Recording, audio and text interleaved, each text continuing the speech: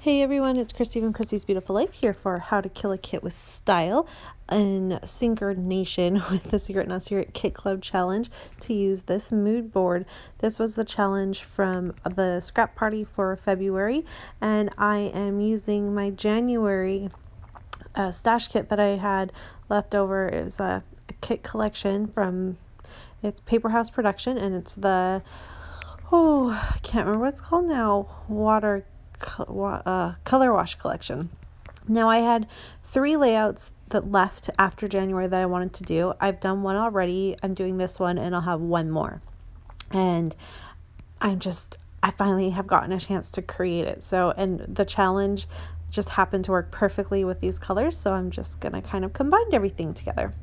I'm starting by, I fussy cut out that beautiful piece of pattern paper. To me, it really spoke water. And the photo I'm using is of Jackson and Nora at the swimming pool for Jackson's birthday this year. All he wanted to do was go swimming as a family, and so that's what he wanted. That's what he got, and that was the only photo I took. I really, partly because I was going in the water as well, but I really tried to just enjoy my time with them and just snap one quick photo and let it be. I'm slowly trying to put my phone down. One photo is enough. I don't have to have my phone with me for that perfect photo. It's hard, but I've been trying, and this is an example of that.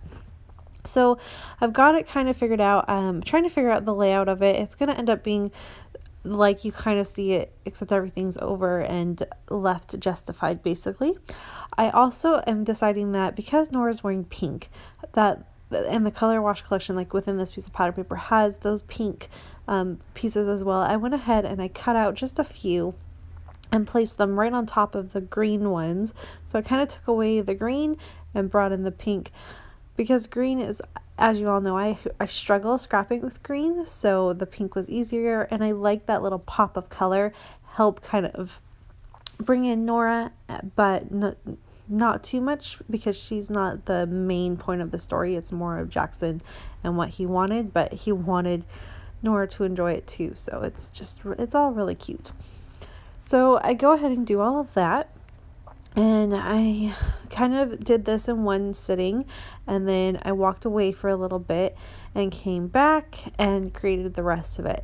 Now this is how I scrapbook. I have had a bunch of people ask me how I do it. I have 3 kids. Obviously, you all know I have a baby, little one at home.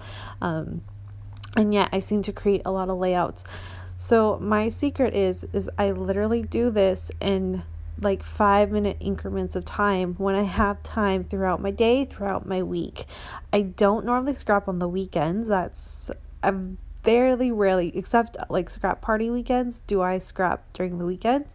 I normally get to do 5 minutes, in the morning while the kids are having breakfast and Barrett's napping and they're still under control before they get wild. I do some kind of something scrappy, and then I take Jackson to school, come home. Nora has a decent nap still, and so when her and Barrett are both napping, I can take advantage of that and scrap a little bit then. And so when Jackson comes home and everyone's awake and all crazy, I can clean and keep an eye out on them and be around them, but still get my cleaning done instead of doing that during Nora's nap time. And then I normally get another chance to do it a little bit more right before Sean gets home from work or while I am waiting for dinner to cook. That's how I scrap. And so I found it works for me, and that's the trick, is you have to figure out what works for you. I know a lot of people can't do that, because when you're scrapping, if you have an idea in your head, you want to keep it and you just want to get it out and get it done with.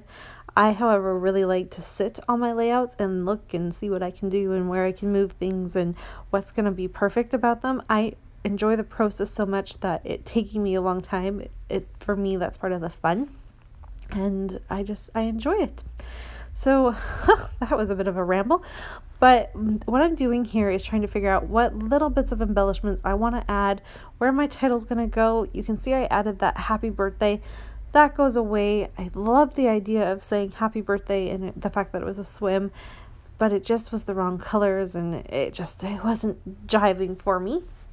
What ends up happening though is I definitely keep that swim. I love that swim and that little felt heart there. And I go ahead and not type, but I use, oh, I don't type. I promise I don't type.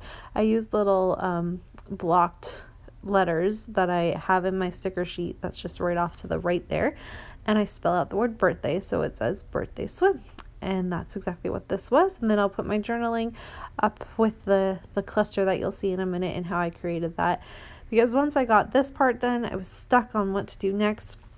I was really struggling trying to figure out how to combine the divide that was happening. And eventually I figured it out, but it was a true struggle. The other thing that happened while I was busy just blabbering away is you can see there is a mixed media watercolored piece of pattern paper at the bottom. That is something that has been in my stash. I created it for one project and it didn't work, but I liked it enough that I just put it aside so I could try to use it on another project, and this is that one. So again, something you can do if you don't love what has happened with your mixed media, but you don't hate it, but it's just not working for that layout, let it dry, set it aside, and you'll be able to use it down the road. This is the second time this month I've been able to grab one of these sheets and get it used up on a layout. So it's definitely worth saving. Don't ever throw it away. If you like it a little, even just a little bit, don't throw it away, because there will be a project down the line you can use it for. And you basically just make it like another piece of pattern paper in your stash. So you can see how I ended up with my title. So it says, yay, birthday swim. A nice block of black there. And then I was playing with the little arrows, thinking I would tie in the black that way.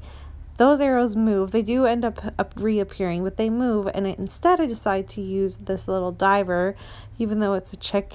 It worked really well. Definitely the swimming vibe. I'm never going to use that piece of chipboard on anything else. And then I also made myself pull out these fun little diamond shaped things that I've actually kind of been hoarding because I wanted to use them like on the perfect layout because I really like them. But you got to stop doing it. I need to stop doing that. I don't know if you do that, you should stop doing it too. Use your stuff. Because when you use your stuff, you can buy new stuff. Remember that. So I go ahead and use it, and it definitely helps give a nice diagonal going on.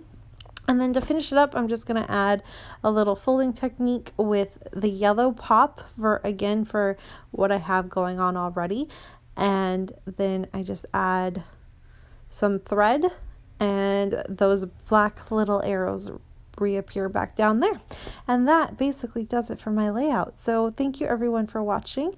I will be back. Like I said, I have one more video for this collection, and then it's officially killed, and the rest of the goodies have been sent off to Joan, so yay for that. And then I should be back after my Shop It or Stash It kit series with another Kill It kit.